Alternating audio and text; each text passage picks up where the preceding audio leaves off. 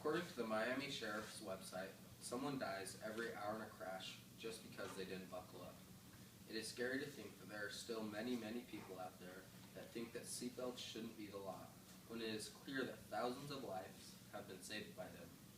In fact, from 2004 to 2008, seatbelts saved more than 75,000 lives. I'm going to make it crystal clear to you why seatbelts should be the law. I will tell you exactly why seatbelts should be mandatory. First, they prevent you from going through the windshield and injuring yourself. Second, if you aren't wearing a seatbelt and are driving with passengers, you are putting them at great risk also. And third, seatbelts save lives.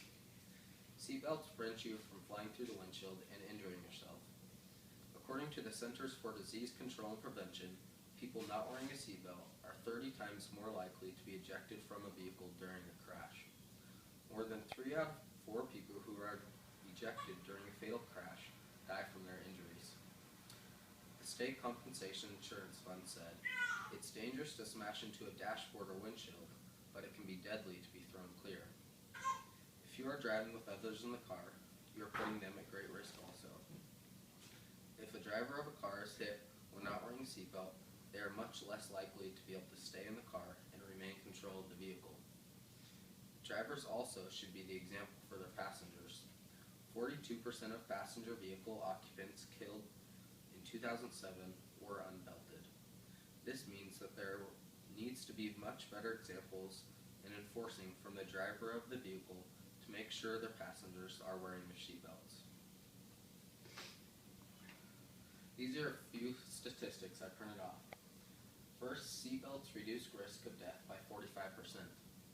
Seatbelts reduce risk of serious injury by 50%.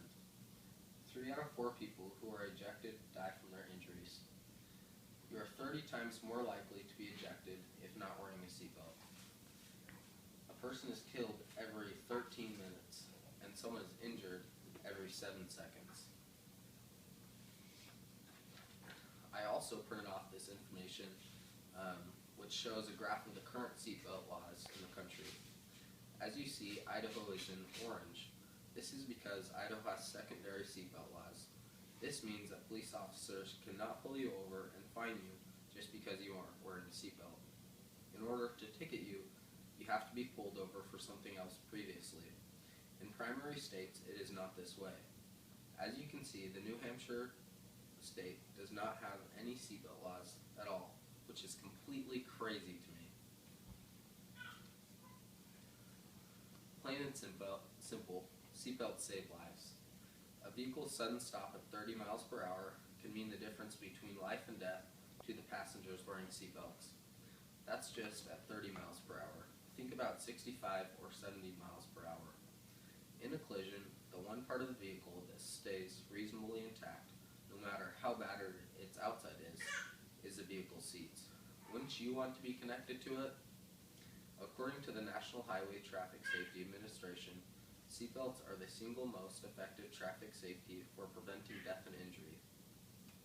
I hope I have made it crystal clear to you why seatbelts should be mandatory. This is because 1, they prevent you from going through the windshield and hurting yourself. 2, if you aren't wearing a seatbelt and are driving with passengers, you are putting them at great risk also. And 3, seatbelts save lives. I encourage you to take action for yourself in wearing your own seatbelt. Whether you are driving or not, make sure you're wearing your seatbelt and encourage others to do the same. The next time someone asks you what you think about seatbelts, tell them what I have told you. If not, you can simply tell them that it will most likely save their life one day.